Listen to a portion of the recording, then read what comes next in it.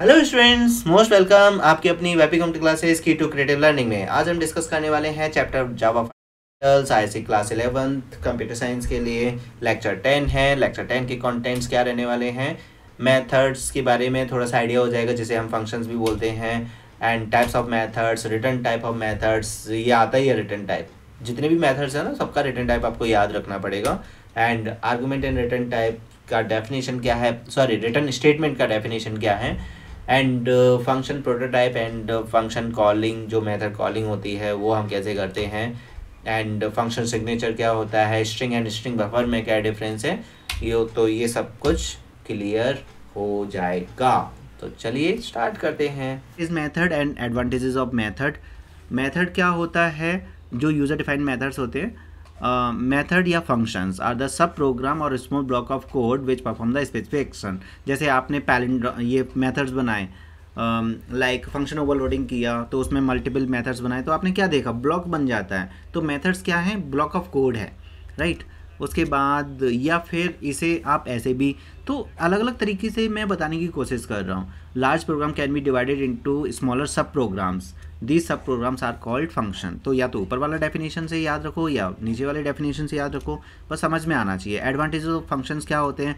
Small blocks में उसको क्यों डिवाइड कर दिया जाता है? जैसे फॉर एग्जांपल आपके पास बुक है तो उसको चैप्टर्स में क्यों डिवाइड कर दिया? वो जो चैप्टर्स हैं वही फंक्शंस हो गए, नहीं तो एक ही चैप्टर में पूरा मटेरियल डाल सकते हैं, ऐसा भी तो कर सकते हैं। लेकिन अगर बुक में पूरा जो टॉपिक, ऑल टॉपिक को एक ही चैप्टर में ऐड कर दिया तो क्या होगा? प्रॉब्लम हो जाएगी। लेकिन वो सभी टॉपिक्स को अलग अलग चैप्टर्स में डिवाइड कर दे तो आपके लिए इजी हो गया। वैसे ही यहाँ पर है, complexity of a program is reduced and debugging error checking can be done easily आप एरर चेकिंग भी कर सकते हो। मेमोरी इज सेव्ड, मेमोरी भी सेव हो जाती है, as only a single copy of the function present in a memory in the function but it can be called many times in the program. कि एक बार आपने फंक्शन बना दी, suppose पाव function है आपका, ओके, इस पाव फंक्शन को कैलकुलेट करने के लिए आपको 4 लाइन्स लग रहे हैं, लेकिन एक बार आपने फंक्शन बना लिया तो बाय यूजिंग सिंगल लाइन आप इसे बार बार यूज़ कर सकते हो। तो एडवांटेज हो जाता है इसका। एक बार फंक्शन बना लिया, जैसे कोई भी टास्क है, एक बार वो उसमें मेहनत कर ली तो वो फिर यूज़फुल हो जाता है।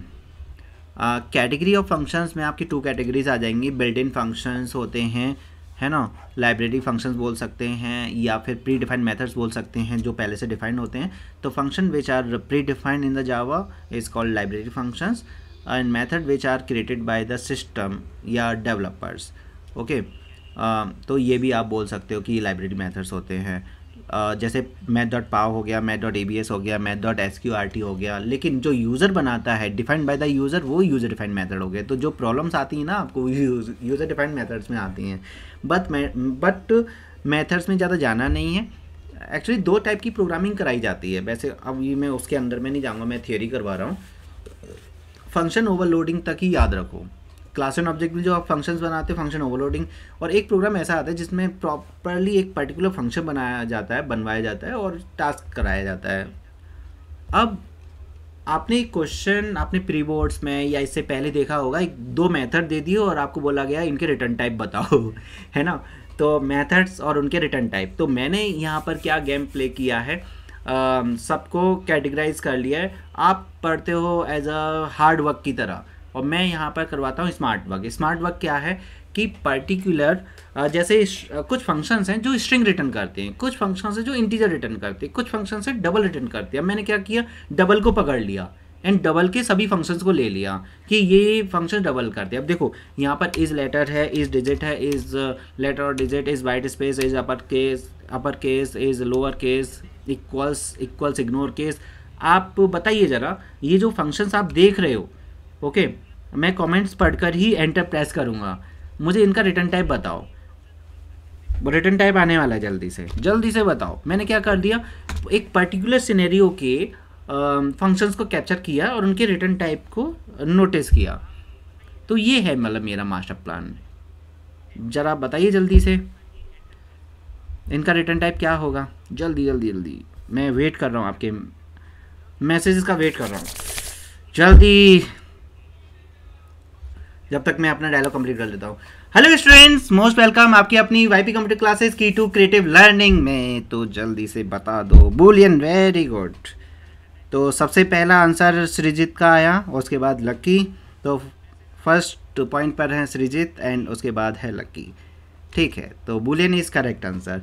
तो यहाँ पर मैंने आपको एक चीज़ बताई थी, जहाँ पर भी इज़ देखो वहाँ पर क्या होगा, बुलियन आ जाएगा। लेकिन यहाँ तो इज़ ही नहीं है, यहाँ पर इज़ नहीं है, तो यहाँ equals, ignore case, start with और एंड्स विद, तो ये सभी फंक्शंस में बुलियन है। और कहीं बुलियन नहीं मिलेगा आपके सिलेबस में, और जगह है बट आपके सिलेबस में नहीं है। बस ये 4 हैं जो बुलियन को सपोर्ट करते हैं, जिसमें इज़ नहीं है हमें धोखा देने के लिए। ओके, इज़ वाइट स्पेस, हाँ इज़ वाइट स्पेस में एस स्मॉल होता है।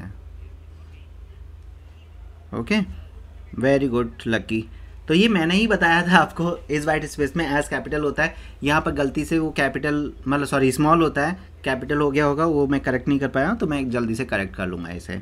ओके, तो यहाँ पर बुलियन की वैल्यू ट्रू एंड फॉल्स होती हैं, एंड जिसमें फॉल्स जो है डिफ़ॉल्ट वैल्यू है। बुलियन की डिफ़ॉल्ट वैल्यू क्या है, फॉल्स।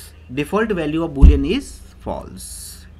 देन लेकिन आई लाइक दिस पॉइंट कि आपने इस चीज़ को इतना कैप्चर किया और मुझे बहुत अच्छा लगा।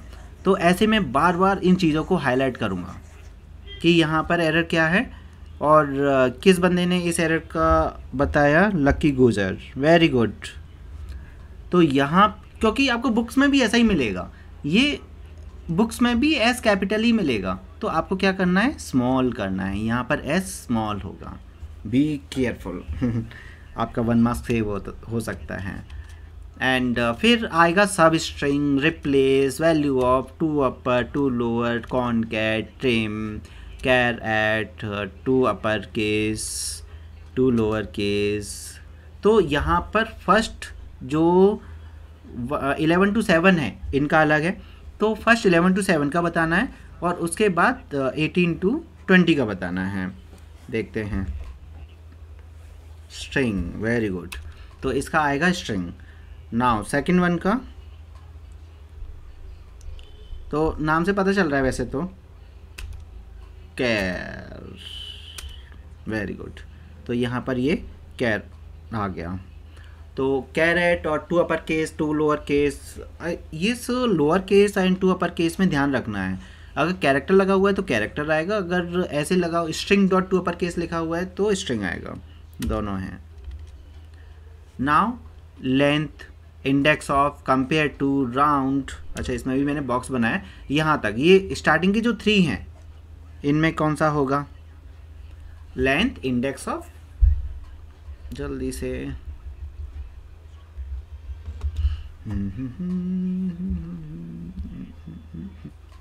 Int, very good. तो इसका आंसर इंट आ जाएगा।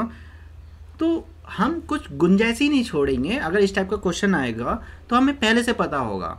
ऐसा नहीं कि घर पर आके देखेंगे यार हमने एज अ गैस किया, हमें पहले से पता होगा कि इसका आंसर ये है।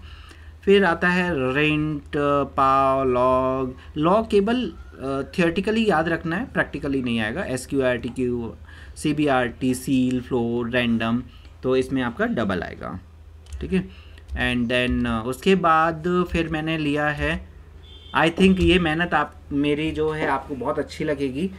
उम्मीद करता हूँ कि अगर आपने इस टाइप से प्रैक्टिस किया और इस टाइप से नोट्स बनाया, ये मैंने शॉर्ट वीडियो में भी ये समझाया है, एक 1 मिनट के अंदर ही पूरा टास्क मैंने समझाया। यहाँ कुछ फंक्शन हमें बहुत कंफ्यूज करते हैं, कुछ फंक्शन ऐसे हैं जो अपनी मनमानी करते हैं। अगर आपने इंटीजर लिया है तो इंटीजर रिटर्न करेंगे, डबल लिया तो डबल रिटर्न करेंगे, फ्लोट लिया तो फ्लोट रिटर्न करेंगे, है ना। तो और जिसमें से मिन, मैक्स है और ABS, इसमें क्या होता है, जैसा वैल्यू आप देते हो वैसा रिटर्न करता है। अगर आपको नहीं पता है तो याद कर लो। ओके, वैल्यू इंटीजर है तो इंटीजर आएगा, डबल है तो डबल आएगा, बस। कैसा लगा? रैंडम क्या करता है, रैंडम भी आएगा। मैंने इस थियोरी में रैंडम फंक्शन को भी ऐड किया है, तो रैंडम भी आएगा, ठीक है। ओके, अब दिल्ली आ चुके हैं, वेरी गुड। म्यूटेबल होता है, यहाँ म्यूटेबल होता है, बस ऐसे थियोरेटिकली याद कर लो, प्रैक्टिकली मत जाना उसमें। फंक्शन में आर्गुमेंट क्या होते हैं, जो आप देखते हो ना, जब हम लिखते हैं int sum, int a, int b, इनके लिए पूछा जा रहा है कि ये आर्गुमेंट्स क्या होते हैं, या हम जब कॉल करते हैं a, b, वो चीज़।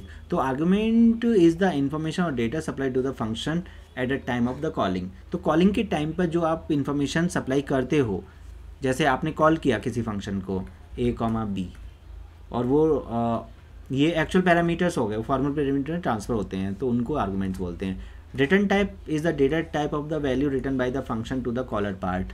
तो रिटर्न टाइप क्या होता है, रिटर्न टाइप की बेसिस पर कॉलिंग पार्ट में वैल्यू ट्रांसफ़र होता है।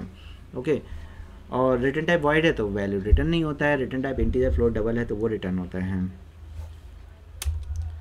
फंक्शन कॉलिंग जो मैंने अभी बताए थे, फंक्शन कॉल होता है। तो function calling is use for its execution. हम फंक्शन कॉल करते हैं उसके एग्जीक्यूशन के लिए। Variable is equal to function name, फिर उसके आर्गूमेंट वेरिएबल रखते हैं, ऑब्जेक्ट और the function name and variable हम पास कर देते हैं, कॉल हो जाता है। उसके बाद यहाँ पर फंक्शन प्रोटोटाइप दे रखे हैं डिफरेंट टाइप्स के, मतलब ओनली 4 टाइप्स के होते हैं, 1 2 3 4, इसके ज़्यादा नहीं होते। जैसे इसमें रिटर्न भी हो रहा है और आर्गूमेंट भी हैं, तो यहाँ पर रिटर्न वाला वेरिएबल भी है ob.sum 4,7, यहाँ पर ob नहीं है, यहाँ पर ob है।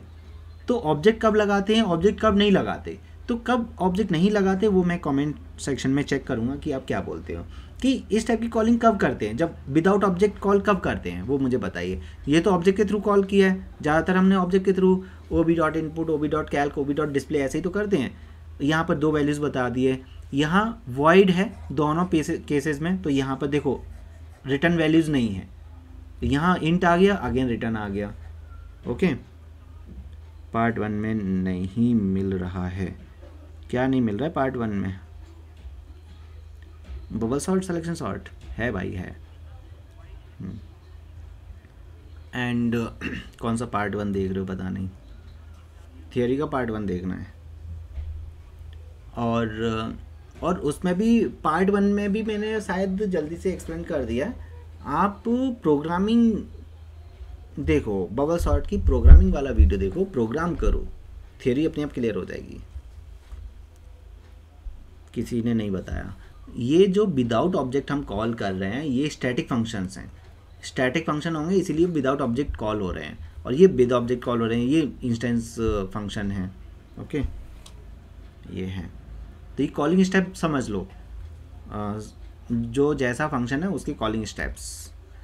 How many value function can return, एक ये बहुत इंपॉर्टेंट पार्ट है। एक फंक्शन कितनी वैल्यू रिटर्न करता है, तो ओनली 1। आपको क्या याद रखना है, ओनली 1, ओनली 1, ओनली 1।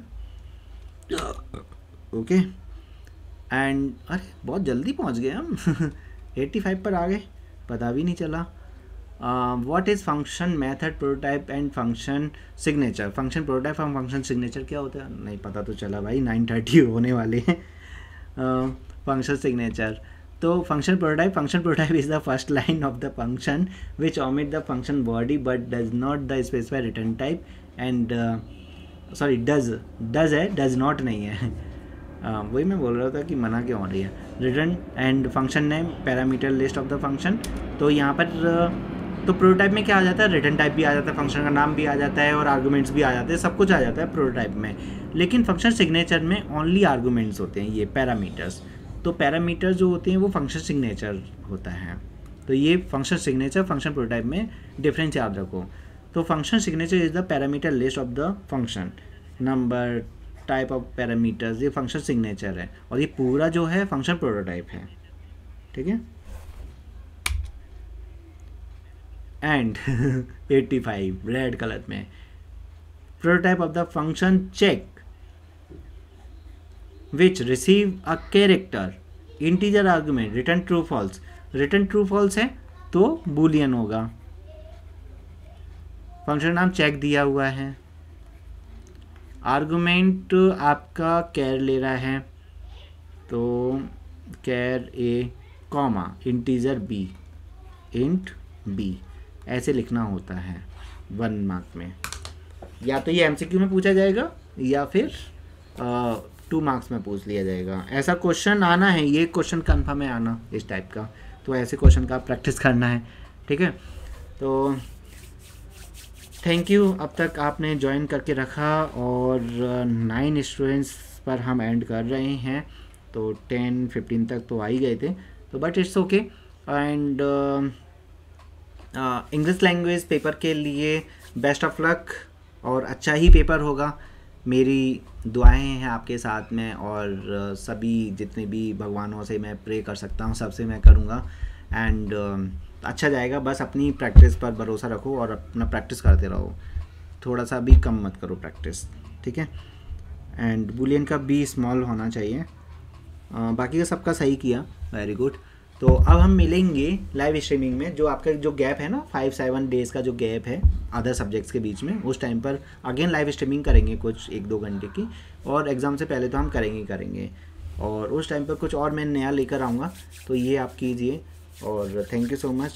आप मुझे बाय बाय बोलिए, मैं भी जाता हूँ, डिनर करते हैं, आप भी करो, मैं भी करता हूँ, और best of luck again paper के लिए। मैं चाहता हूँ कि अच्छा जाए, अच्छा ही जाएगा, अच्छा आने से क्या होता है, डोंट वरी, अच्छा ही जाएगा। स्ट्रिंग में मल्टीपल कैरेक्टर आते हैं और कैर आपका सिंगल कैरेक्टर होता है, जिसमें आपका अल्फ़ाबेट आ जाता है, डिजिट आ जाता है, सिंगल स्पेशल सिंबल्स आ जाते हैं। ये प्रिमिटिव होता है, ये नॉन प्रिमिटिव होता है, ये डबल कोट्स में होता है, ये सिंगल कोट्स में होता है, एंड बस ये एग्जांपल्स हैं।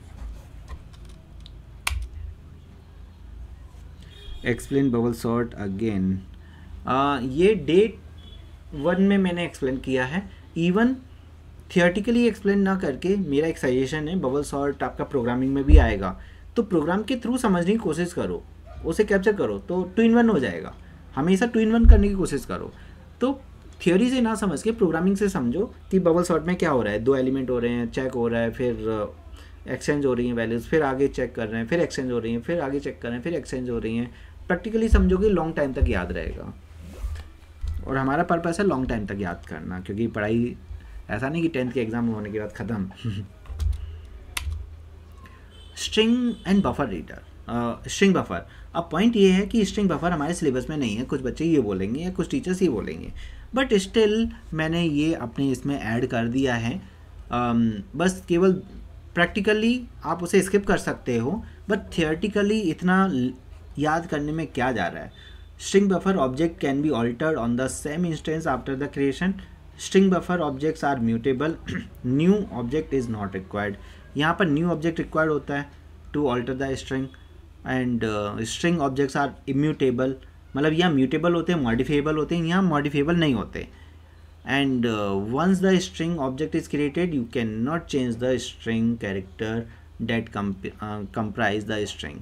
तो यहाँ पर चेंजेस एक्सेप्टेबल नहीं होते।